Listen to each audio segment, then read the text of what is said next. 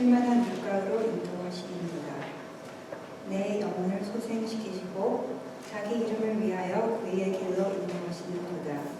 내가 사망의 음침한 골짜기로 다닐지라도 해를 두려워하지 않을 것은 주께서 나와 함께 하시니라. 주의 지팡이와 막대기가 나를 방문하시나이다. 주께서 내 원수의 목전에서 내게 상을 베푸시고 기름으로 내 머리에 바르셨으니 내 잔이 넘치나이다. 나의 평생에 선하심과 인자하심이 정녕 나를 따르리니 내가 여호와의 집에 영원히 거하리로다. 그리고 다음은 고린도후서 13장 5절 말씀입니다.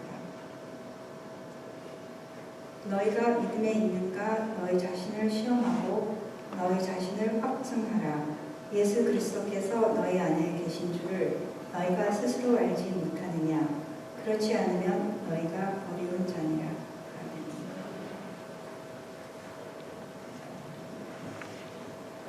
오랜만에 우리 김순우 목사님 오셔서 말씀 전하실 텐데 은혜에 강한 신앙으로 은혜 받으시기 바랍니다.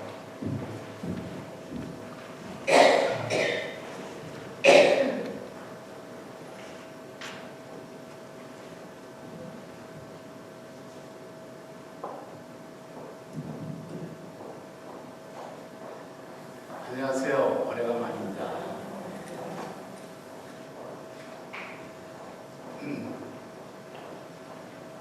우리들이 매일매일 살아가면서 좌절하고 또 힘들어하고 헤매고 개인적으로 그렇고 교회적으로 그런 나날을 살아가고 있습니다. 어떻게 참 위로의 말씀을 전할까 생각하고 또 교회마다 다 힘들어하고 큰 교회는 큰 교회대로 또 작은 교회는 작은 교회대로 중간 교회는 중간 교회대로 다 그 수준에서 어렵지 않은 교회가 하나도 없어요. 우리가 교회사를 보면 교회는 어려운 가운데서 태어났고 교회 삶 전체가 시련과 핍박의 연속이었어요. 그런 걸 보면 뭐 그렇게 또 낙심할 것도 없어요. 그러나 우리의 현실이 답답하고 힘들 때 어떻게 조금이라도 위로할 수 있는 말이 없을까 해서 생각한 끝에 오늘 은혜의 강한 신앙, 은혜의 강한 신앙, 우리 개인의 신앙이 튼튼할 때 그 교회가 튼튼해질 수 있습니다. 개인의 신앙이 부실한데도 교회가 잘 되는 교회도 있어요. 그거는 잘못된 거예요. 그는 주님의 교회라기보다는 또 다른 어떤 뜻이 있으리라고 봐요. 저는 그래서 오늘 이 자리에 서면서 우리 삶 속에 그래도 없어서는 안 되고 중요한 것이 있다면 그것이 무엇일까? 그 개인의 신앙이 단단해질 때, 그럴 때 그로부터 오는 우리 삶의 의미와 그 다음에 우리의 삶의 보람과 능력과 또 나아가서 행복까지도 누릴 수 있겠다, 그렇게 생각이 돼서 오늘은 여러분들과 함께 은혜의 강한 신앙, 각자 개인의 그 은혜의 강한 개인의 신앙이 어떻게 하면 이루어질 수 있을까에 대해서 오늘 읽은 두 성경을 기반으로 해서 여러분들에게 함께 은혜를 나누고자 합니다. 특별히 신구약을 통해서 구약에서 뚜렷하게 나타나는 인물이 있다면 물론 개인적으로에 따라 조금씩 다를 수 있지만 저는 다윗 임금이라고 생각합니다. 그리고 구약에서는 다윗 임금의 그 뚜렷한 신앙, 그리고 신약에 와서는 우리 바울 선생님의 그 아웃스탠딩한 그런 신앙을 성경에서 보면서 우리가 오늘 성경으로부터 하나님께로부터 음성을 들을 수 있기를 바랍니다. 오늘 말씀을 통해서 여러분들이 구체적으로 신앙 삶에 보탬이 될 수 있기를 기도하며 말씀을 전하고 또 기도하며 들으시기를 바랍니다.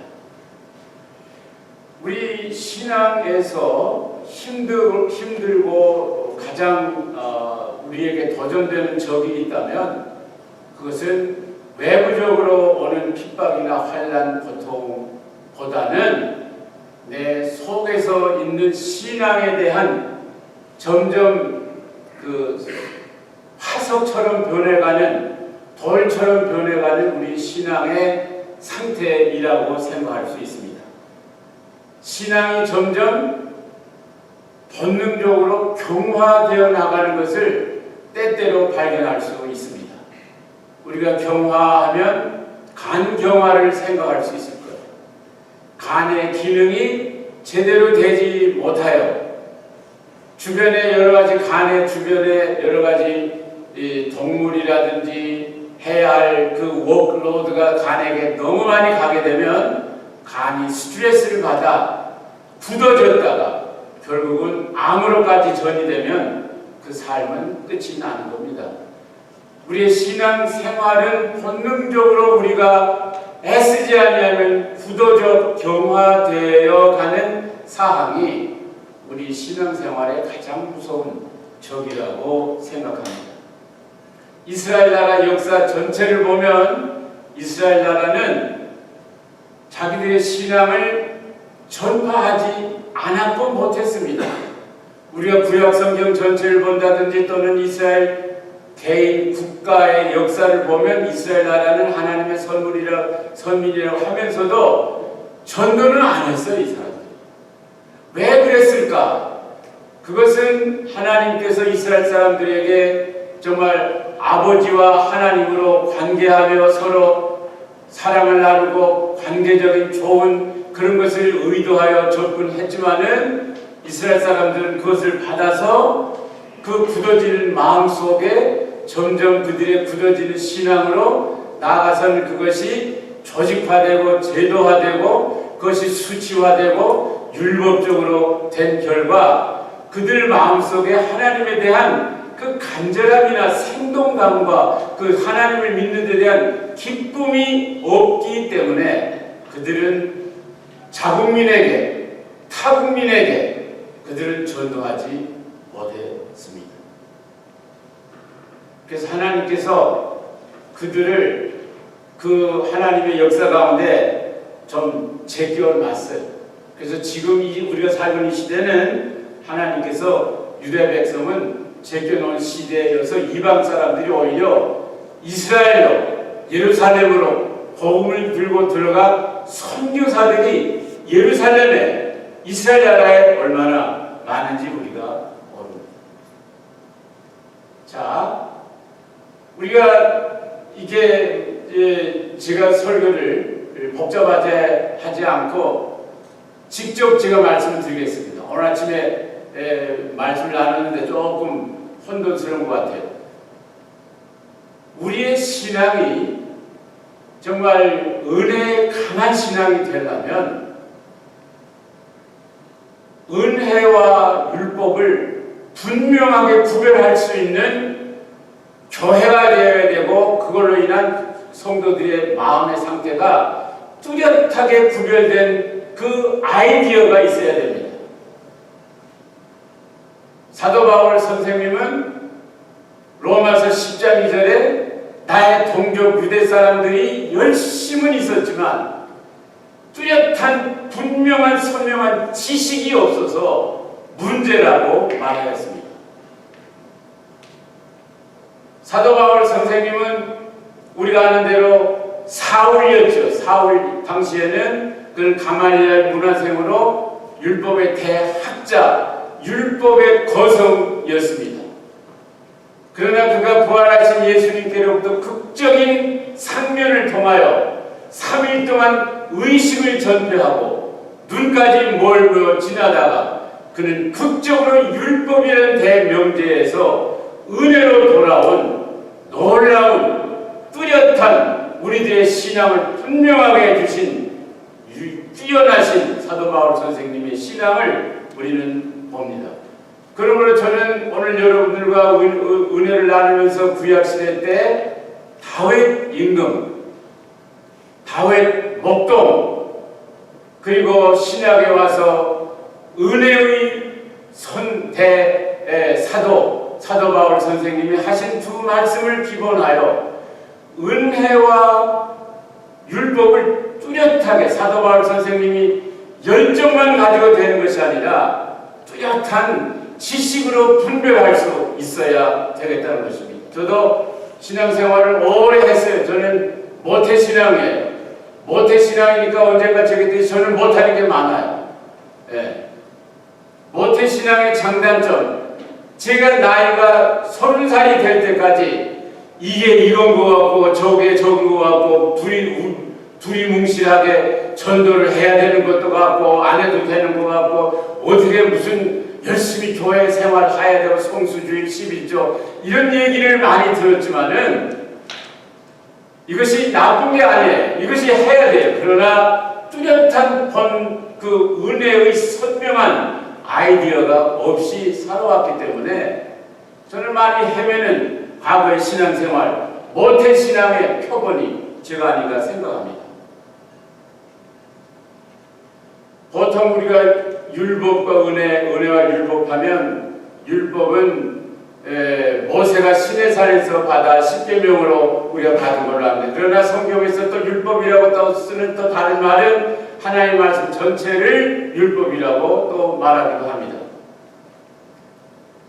요한복음 1장 17절에 보면 율법은 모세로부터 왔고 은혜와 진리는 그리스도 예수께로부터 온다고 말하고 있습니다. 구약시대는 거의 율법의 사상이 전체를 그 문화를 이끄는 그런 문화 풍토였었습니다. 구약하면 율법의 시대입니다. 그러나 구약에서도 은혜 가운데 사는 위대한 신앙의 표본들이 많이 계셨습니다. 저는 다 얘기할 수 없고 우선 모세를 들 수가 있습니다. 모세는 본인이 직접 시내산에서 하나님께로부터 율법을 받았지만 그는 율법의 사람이 아니라 은혜의 사람이었습니다. 그럼 어떻게 할 수 있는가 하면은 출애굽기 14장을 읽어보면 이스라엘이 이끈 그 유대 백성이 이제 홍해를 앞에 놓고 막 떠나가려고 할 때 뒤를 바라보니 애굽의 기마병들이 요즘 말로 하면 전차 부대가 그냥 바람과 같이 달려와서 자기들을 삼키려고 할 때 이때 모세가 한 행동과 생각을 보면 알 수 있습니다. 그 사람이 누군가를 알려면 위급한 상황 속에서 그가 어떠한 생각과 마음을 먹고 행동을 하는가를 보면 알 수 있습니다. 거기서 모세는 14장, 출애굽기 14장에 보면은 너희는 두려워하지 말고 너희를 위하여 일하는 여호와의 행하시는 구원을 바라보라. 너희를 위하여 싸우는 하나님을 바라보며 가만히 서서 기다리라고 명확하게 말씀을 하셨습니다. 이것은 내가 무엇을 해야 되겠다는 것이 아닙니다. 이것은 내가 무슨 작전을 세우고 내가 어떻게 당황하면서 뭘 준비해야 되겠다는 게 아니라 하나님에 대한 우리에 대한 그 행동, 하나님이 우리에 대해서 하시는 일을 기대하고 바라보라는 것이 바로 은혜의 삶의 기본입니다.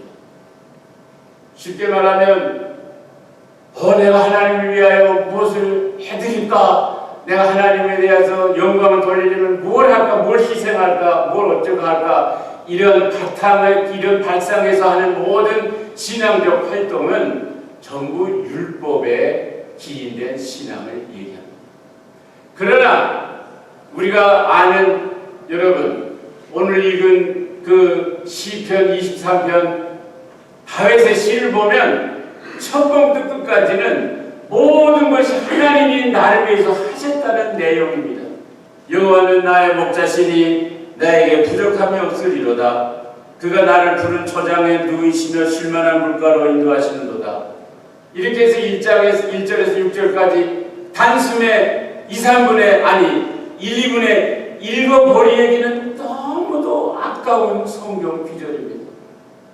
요한복음 3장 16절을 하나님이 세상을 처음 사랑하사 이게 수십 초 안에 읽어버리기에는 너무나 아까운 성경 기절들입니다. 여호와는 나의 목자시라. 이 다윗은 본인이 목동이었습니다. 목동도 보통 목동이 아니라 들에서 양을 키울 때 양들과 늘 함께 하면서 그 양을 호시탐탐 노리는 사자들과 곰을 만나게 되면 그 양들을 위하여 그는 막대기를 가지면 막대기로, 어떤 때는 맨손이면 맨손으로 사자를 대항한다는 것은 그 양을 보호하기 위하여, 이건 죽음을 담보하는 것입니다. 죽음을 리스크하지 않고서는 사람이 사자와 곰과 대항할 수가 없는 것입니다. 그러나 이 가운데서도 다윗은 늘 그 양들을 위하여 그 목동의 성실한 죽음을 각오하거나 싸우는 그런 목자인 다윗에게는 하나님이 그러한 목동의 목자의 심정을 가지고 있다는 것을 생각하면 부족한 게 없는 것이에요.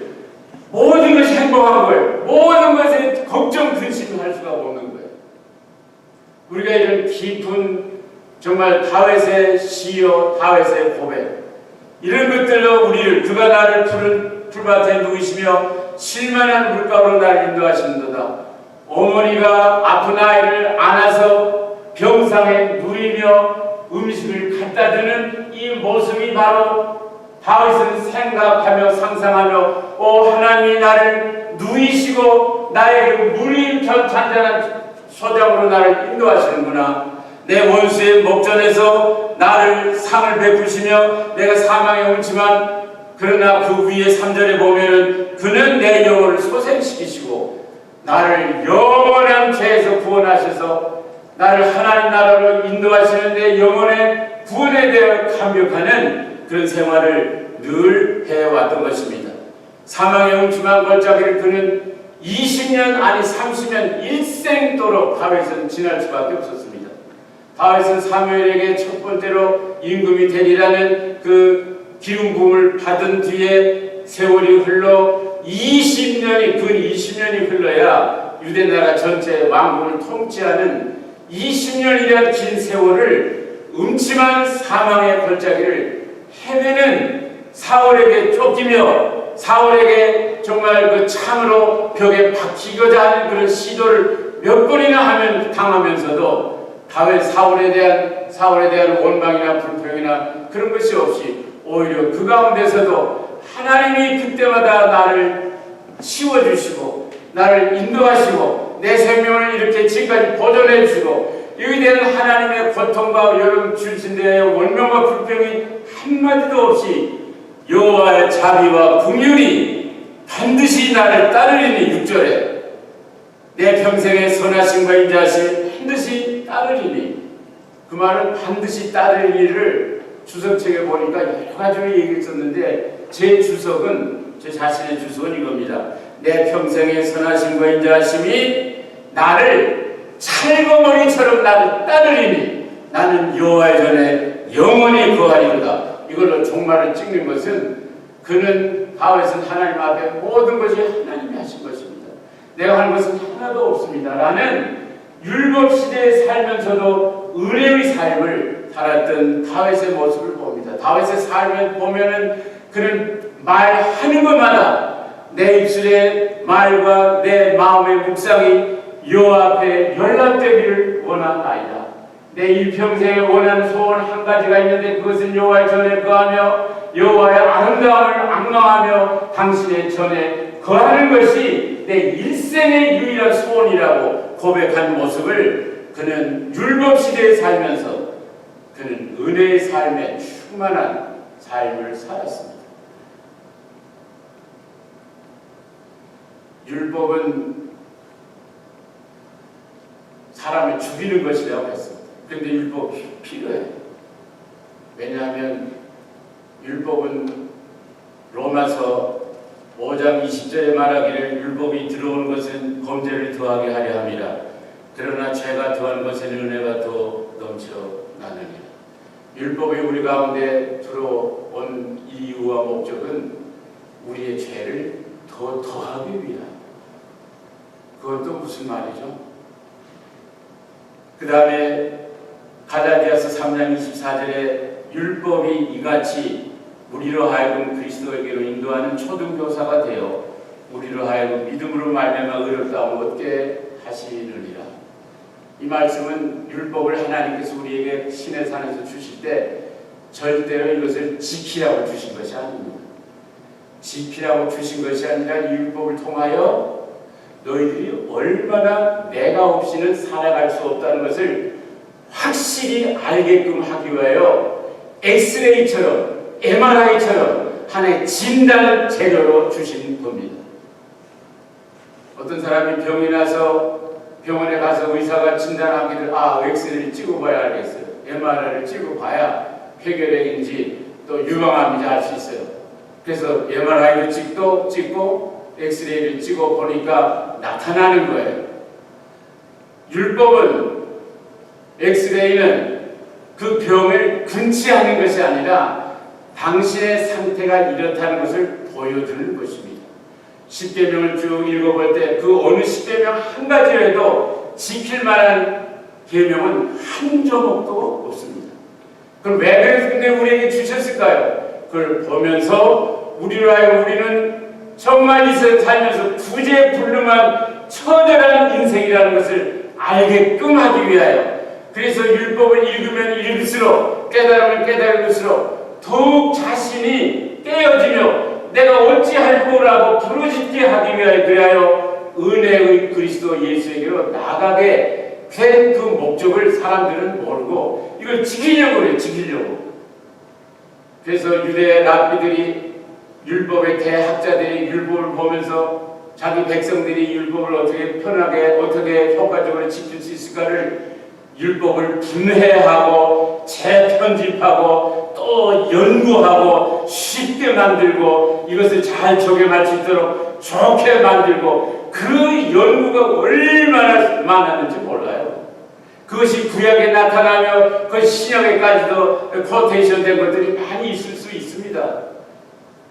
한 예를 극단적인 예를 들면 안식일을 잘 지키기 위해서는 우리가 안식일을 쉬어야 되고 이러면 안 된다 해서 그것을 더 자세하게 구체적으로 사람들에게 편리하게 적용할 수 있도록 5마일 정도, 1마일 정도, 예를 들어 1마일 정도를 걸으면 그 1.1마일 걸으면 이것은 율법을 어기는 것이고 0.99마일을 갔으면 그건 율법을 잃은 거야.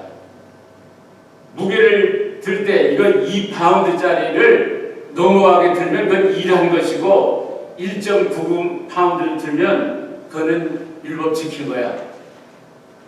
조직화하고 세분화하고 이것을 직제화하고 관료주의로 고치고 이렇게 해왔기 때문에 유대 사람들은 유대 민족은 하나님과 그 관계를 관계성의 그 신앙을 얘기한 것이 아니라 이들은 그 유대 나라의 유대교를 완전히 종교에서 성전이 없으면 그 안에는 하나님이 계시고 모든 것을 종교화로 했기 때문에 살아계신 하나님의 경험이 그들 삶 속에 민족적으로 개인적으로 있을 수가 없기 때문에 하나님을 확실하게 뚜렷하게 경험도 안 되고 체험도 안 되니 하나님을 믿는 의미와 뜻과 그 하나님의 생동감과 기쁨이 없기 때문에 그들은 전도를 할 수가 없었습니다.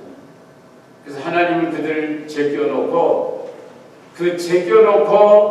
이제 신약 성경으로 들어와 사도행전을 누가를 통하여 쓰시면서 사도행전 28장 전체는 유대인 교회가 종말을 고하고 이제 기독교로 넘어가는 그 전이 과정을 자세하게 써놓은 것이 사도행전 1장에서부터 28장까지 이야기입니다. 어떤 분을 얘기하는 유대교는 기독교의 모태다. 아닙니다. 연결이 안 됩니다. 연결이. 왜냐하면 유대교는 율법 위주 이스라엘 나라 민족 중심 성전을 중심으로 하고 예루살렘을 중심으로 했던 유대교가 이제는 사도행전 28장에 들어오면서 예루살렘에서 안디옥으로 유대 민족에서 이제는 누구에게나 만인에게나 그리고 베드로 중심이었던 그 유대교에서 이제는 바울 중심으로 리더십이 옮겨가는 모습을 율법에서 은혜로 넘어가는 사람을 의문에 죽게 하는 율법에서 그리스도와 일어나오는 은혜와 진리로 트랜짓 하는 과정을 써놓은 것이 바로 사도행전입니다. 부활하신 예수님께서 사울을 골랐어요. 사울을 고르시고 율법에 대해 학자의 율법에 대해서 능통한 사울에게 다메섹 도상에서 나타나서 그를 획기적으로 바꾸시고 이제는 율법은 사람을 죽이는 것이요 이제는 완전히 은혜가 모든 세상을 구원할 수 있으며 개인의 삶과 죄와 계획 모든 것을 바꿀 수 있다는 확신을 가지고 주님이 보여주신 계시와 그 주님이 보여준 환상을 가지고 그것을 쓰기 시작하는 것이 갈라디아를 쓰고 로마서를 쓰면서 오직 의인은 믿음으로 말미암아 살리라. 믿음이 없이는 하나님을 기쁘시게 못하나니 믿음으로 계속 갈파하면서 이제는 유대교의 성전 중심이 아니라 이제는 이방인을 향한 교회의 중심으로 나아가는 그것이 바로 사도 바울 선생님께서 신약성경 27권 가운데 13권을 쓰시는 놀라운 우리 얘들에게 은혜를 끼쳐주신 하나님의 놀라운 종입니다. 이 하나님의 종인 바울이 고린도 교회를 개척하고 에베소 교회를 개척하고 여러 소아시아 교회들, 빌립보 교회를 또 로마 교회를 구라파와 아시아의 교회를 개척을 해놓고 쭉 보니까 고린도 교회가 은혜로 시작했는데 자꾸 이 교회가 율법화되어 가고 있는 것이 조직화되고 직제화되어지며 관료주의가 되어지고 이것이 종교화로 물들어가는 이 고린도 교회를 바라보면서 편지를 여러 번 쓰신 가운데 마지막 권에 그 마지막 편지의 마지막 그 결론 부분에 가서 쓰신 책이 바로 고린도후서요. 그 중에 핵심이 오늘 읽은 고린도후서 13장 5절. 너희는 믿음 안에 너희가 있는지 스스로 시험하라. 그리스도께서 너에게 안에 있는 것을 확증해 보아라. 만약 그리스도께서 너희 안에 계신 줄 너희가 알지 못하면 unless 그렇지 않으면 of course you failed. 그리스도께서 너희 안에 계신 줄 너희가 스스로 알지 못하고 불분명하면 너는 모든 일에서 하늘나라에 들어갈 수 없다. 이것이 사도 바울 선생님이 개척한 로마 고린도 교회가 율법으로 화하며 교회 모든 일들이 전부 외형적으로 율법에 의해 되는 것을 안타까워하면서 마지막에 비통한 자세를 쓴 이 고린도후서 13장 5절. 제가 오늘 예화책을 보는데 이 예화는 어느 사람이 만든 예화예요. 그러나 상당히 의미가 깊어요. 어떤 사람이 60세 나이에 살다가 이제 이 세상을 떠나 육체를 이 땅에 묻고 그 영이 하늘나라 문간에 올라갔어요. 통화로 하여 가니까 쓰다. 왜 하여튼 책이와 좀 뭐 물어볼 게 있어요. 물어볼 게. 네, 그럼 뭡니까? 당신은 누구죠? 아, 나는 바울이요, 바울. 그러면 당신 저기 세상에서 살던 일을 좀 얘기해 보세요. 네, 저는 모태신앙입니다. 김수련처럼. 네, 저는 모태신앙이고 교회를 일생도록 다녔습니다. 근데요, 여기 통과하려면 천정을 맞아야 들어갈 수 있으니까 이제 질문마다 내가 질문할 텐데 점수를 매겨보겠습니다. 그래서 저는 일생도록 교회 생활에서 그래요? 1점을 드리겠습니다. 1점이요? 네. 저는 교회에서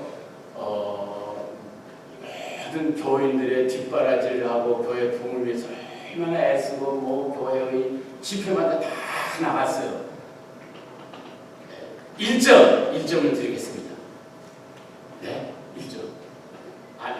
저는 교회에서 설교도 했어요. 했어요. 그리고 성경 공부 가르치고 교회 모든 그 비품 관리 수리 다 했어요. 2점. 네? 2점. 지금까지 몇 점 맞았죠? 4점. 4점. 또 있어요. 네, 뭡니까? 저는 헌금도 많이 하고 하여튼 전도를 얼마나 많이 했는지 교회를 막 부흥시킬 때 아주 제가 그 목사님에게 없는 사람, 없으면 안 될 사람이 됐어요. 2점. 몇 점 맞았죠? 6점. 이제 뭐 할 게 없네. 또 무슨 일이 했지? 생각해보니 너무너무 기가 막힌 거예요. 일생도록 교회에서 살다시피 하면서 온갖 신앙 이런 그런 테두리 안에서 모든 사람이 나를 신앙이 믿음이 좋다고 했는데 어떡하지? 할 수 없어. 울음이 터지고요. 억울함에 울음, 애석함에 울음, 막 울면서 예수님 저를 어떻게 하라고 예수님을 사랑한다고 하면서 일생을 했는데 제가 이제 하늘나라를 들어갈 수 없게 됐으니 주여 저를 살려주십시오. 주님 저를 의지합니다. 저는 주님을 의지합니다. 사도 바울 선생님 스탑 통과. 천국에 갔다고. 사도 바울 선생님이 다시 말씀하면 나의 사랑하는 유대인들은 열심은 특심하였는데 지식이 없었다고 말해요. 제가 한국에서 들은 오래전에 미국 오기 전에 저는 영락교회를 다녔어요. 대영락교회. 뭐 여자들이 옷을 뭐 손에도 여기 오는 거 뭐 이런 것만 얘기하고 성수주의 뭐 얘기하고 뭐 어떻게 이런 얘기만 하지 이런 얘기를 들어본 적이 없어요. 이런 얘기 들어본 적이. 그래서 그때 하는 말이 한국교회, 아니 한국교회가 아니라 전 세계교회 똑같아요.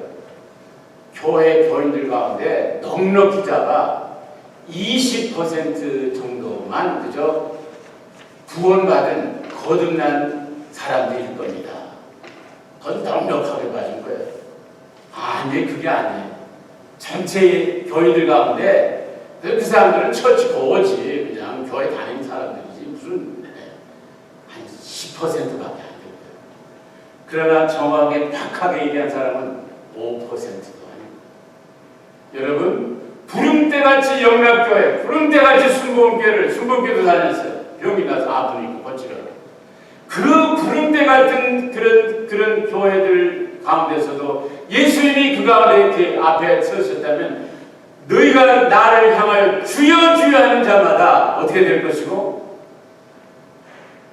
오늘 우리 교회도 모르겠어요. 소망교회도 우리 앉아 계시지만 우리 가운데 참 구원 받으신 분이 물론 이렇게 하나님은 나와 이때 아는 거죠. 맞아요. 그러나 오늘 읽은 고린도후서 13장 5절에 정확하게 얘기하지 않습니까? 너희는 믿음 안에 있는가 스스로 시험하고 확증하라. 그리스도 예수께서 너희 안에 네 삶 속에 계시지 아니하면 너희는 버리운 자니라. 요한 사도는 말하기를 영접하는 자 곧 그 이름을 믿는 자에게는 하나님의 자녀의 권세를 주셨으니 요한 사도는 요한계시록 3장 20절에 볼지어다 누구든지 내 음성을 듣고 문을 열면 내 앞에 들어가 그는 나라도를 먹고 그는 나라도를 먹으리라 말씀하셨어요. 요한사도는 요한에서 5장 11절 12절 13절에 하나님이 우리에게 영생을 주신 것과 이 생명이 그 아들 예수 안에 있는 그것이니라. 아들이 있는 자에게는 생명이 있고 아들이 없는 자에게는 영생이 없느니라. 내가 이것을 너에게 쓴 것은 누구든지 그리스도 예수를 믿는 자는 구원이 있음을 알게 하려 하십니다. 여기서 우리가 또 피할 데가 없어요. 우리 교회 나가십니까? 물론 처음 만나면 그렇게 얘기할 수 있을 거예요. 그러나 교회 나가십니까가 아니라 그리스도가 어디에 계시죠? 뭐 잘 모르겠는데 모르는 거예요. 당신은 아직도 교회는 다녔지만 구원과는 뭡니다. 아까도 제가 얘기했습니다만 저는 30살쯤 돼서야 저에게 가장 강력한 도전을 온 말씀이 바로 고린도후서 13장 5절. 예수 믿기 시작한 5년밖에 안 된 내 친구가 나한테 와서 김순일 너 구원 받았어? 야 구원은 뭐 네가 주는 거야? 뭐 이렇게 받았냐 안 받았냐 그래? 하나님만 아시지. 물론이지. 예수님이 어디에 계시지? 예수님이 뭐 하늘나라 계시고 뭐 이 교회에 계시고 뭐 그냥 계시지 뭐. 예수님이 어디 계셔? 몰라. 모르는 거야 너는. 요한 지금 이 고린도후서 13장 5절 그리스도께서 너희 안에 계신 줄을 네가 알면 너는 you make it. 너는 천국으로 들어갈 것이고 네가 모르면 안 계신 것이고 you fail it. 너는 70년 인생, 80년 인생, 요즘 뭐 100세 인생 100세를 살면서 신앙생활을 그렇게 열심히 했는데 참 막상 죽어 하늘나라 갔는데 너는 실패자라고 말했을 때 그 인생의 참담함은 반드시 있을 수 있는 겁니다. 그렇게 말했잖아요. 사도 바울 선생님도. 예수님이 네 속에 계시지 아니하면 너는 보이는 자라고 말씀했잖아요. 성경에. 우리는 교회 다니면서 그리스도가 내 속에 계신 것을 늘 확인해야 합니다. 예수님 계신 줄 뭐 뜨끔하든지 뭐 뜨고 뭐 이게 없었잖아요. 그러나 주님은 약속을 지키시는 분이에요. 예수님이 나에게 말씀하시고 성령으로 내 마음속으로 말씀이 들어오고 내가 마음의 문을 예수님에 대하여 열기만 하면 주님이 나를 위해 십자가에 돌아가시고 그 보혈을 흘리셔서 이런 것에 대해 내가 응답하는 긍정적인 리스폰스만 하게 되면 들어오신 걸 본인이 들어오셔서 우리와 일생을 산다는 내가 무슨 예수를 믿어 대한 그 특별한 무슨 은사나 그런 것이 없다 할지라도 내 입으로 내 인생으로 내 삶으로 주님 앞에 문을 열었고 내가 환영하고 모셔들었을 때 아까 이 찬송가에서 I'm accepted, He's condemned. 여러분 율법에서는 I find God, I find Jesus. 내가 주님을 찾았다. 내가 주님을 찾은 게 아니야. I was found. I accept the Lord Jesus가 아니에요. He accepted me. I was accepted. I accept the Lord Jesus는 율법입니다. I was accepted. 은혜의 삶. 은혜의 삶과 율법의 삶은 너무너무 다릅니다. 은혜로 그리스도 앞에서 주여 내 인생을 보면 나같이 이렇게 죄 많은 더러운 것 생각하는 것마다 나쁜 생각이요 악한 생각이요 하는 짓마다 나쁜 생각인데 하나님 나를 어떻게 지금 여기까지 저는 이북의 고향입니다. 피난을 일사후퇴 때 나오면서 하나님 청천강 대동강 임진강 예성강 한강 건널 때 제 길을 어떻게 건너나요? 쌕쌕이는 쏘디 아세끼는 싸디 내게 국가수다 하면 그 때가 얼마나 많이 넘었고 그것이 뿐만 아니라 오늘날 그리스도 예수를 내 마음속에 모시며 살면 주님이 나를 억셉트해 주셨고 주님이 나에 대한 그 사랑이 얼마나 깊은가를 생각하기만 하면 늘 숙연한 자리로 나가는 삶이 은혜의 삶입니다. 이런 은혜의 삶이 있을 때에 우리는 율법을 하나씩 둘씩 지킬 힘이 우리에게서 솟아납니다.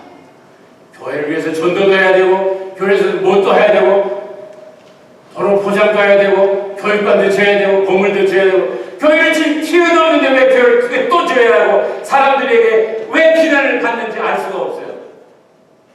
내 은혜가 주님의 은혜가 나에게 큰만 있으면 그냥 뭔 그림도 어떻게 할 수가 없어요. 제가 아까 기도할 때도 들었는데 리처드 또 박성교사님 그런 자리에 우리가 방문을 해야 합니다.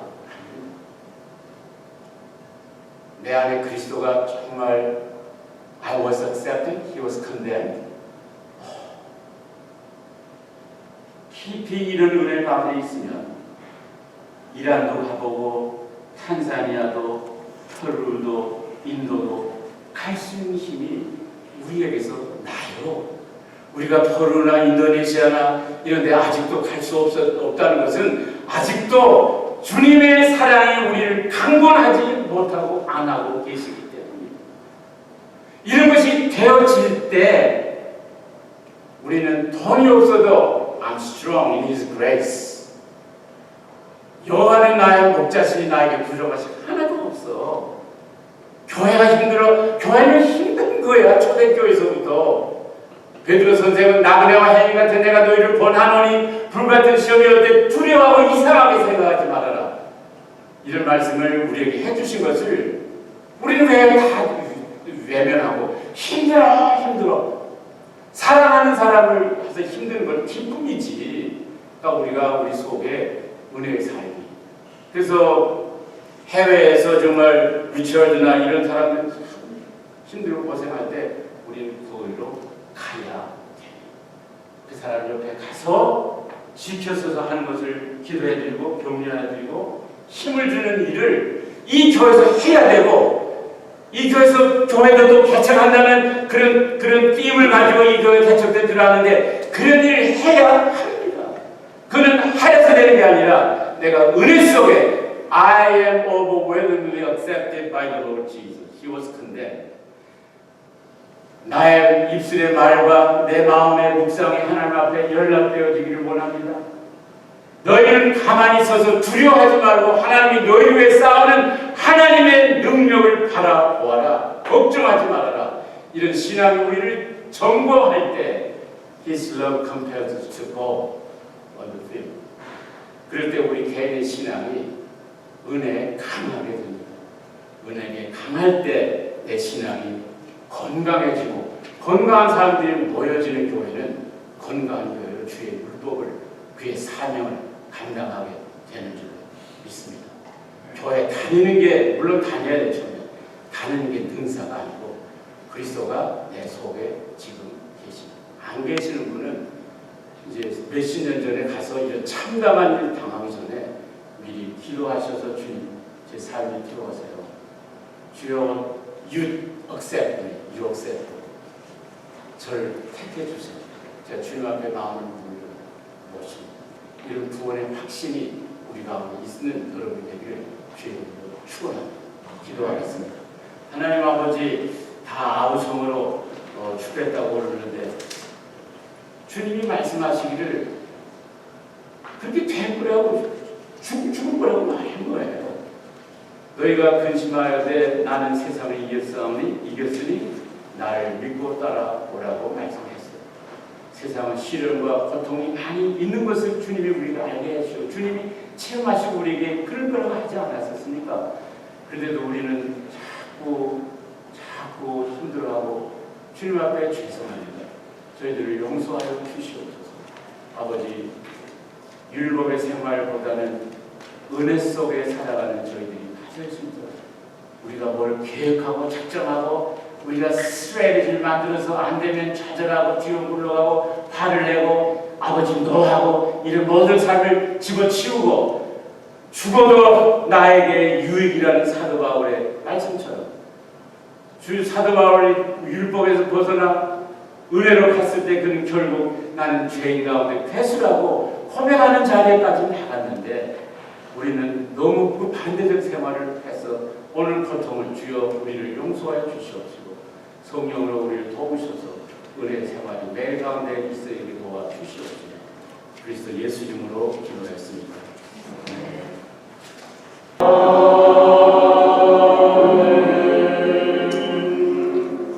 우리가 살아갈 때 때때로 우고 만나고 위험과 병마와 사고와 고통을 만나지만 그러나 그때마다 주님이 우리를 거느리고 계심을 생각합니다. 주님이 우리를 거느리시기에 우리의 앞길이 험하해도 우리를 거느리시는 하나님 주님의 은혜 가운데 다윗과 같이 모세와 같이 요한과 같이 바울 선생님과 같이 힘있게 살아갈 수 있도록 도와주시옵소서. 우리 기도 내용도 많은 것을 요구하기 이전에 우리가 이미 받은 과거의 기적적인 하나님의 은혜와 예수님의 사랑들을 말하는 우리의 기도의 패턴도 24/7 기도하는 아버지 은혜의 강한 삶들이 우리 가운데 있어질 수 있도록 축복하여 주시옵소서. 온 교우님들을 이제 무더운 겨울에 그들의 사업장, 세상 커뮤니티에 나가 힘있게 살게 하시다가 지켜 하나님의 거느심을 받게 하시다가 다음 주에 또 이 자리에 나올 때까지 주께서 항상 지켜주시고 보호하시고 인도해 주시옵기를 예수님 이름으로 축복하고 기도하옵나이다.